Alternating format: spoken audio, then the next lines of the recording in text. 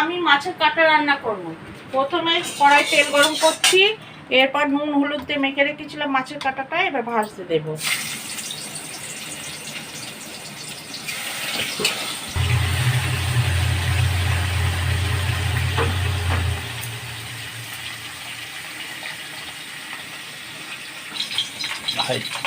মাছটা ভাজা হয়ে গেছে, এবার তুলে রাখবো।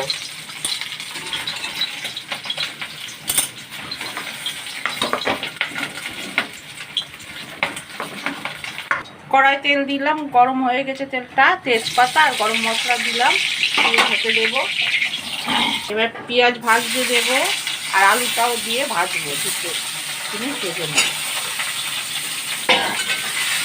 এবার 1 চামচ আদা রসুনের পেস্ট দিলাম, দিয়ে কষবো।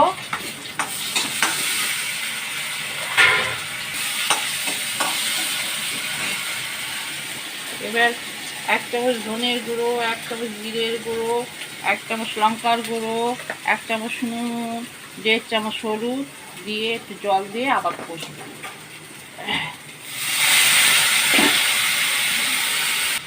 কষা শেষ হয়ে গেছে, তেল উঠে গেছে, এবার জল দেবো, দিয়ে চাপা দেবো সিদ্ধ হওয়ার জন্য। এবার মাছের কাঁটাগুলো দেব আর ধনে পাতা টমেটোগুলোও দেবো, দিয়ে আবার চাপা দেবো সিদ্ধ হওয়ার জন্য। রেডি হয়ে গেল আমার মাছের কাঁটার তরকারি, আলুও গলে গেছে, এবার নামাবো।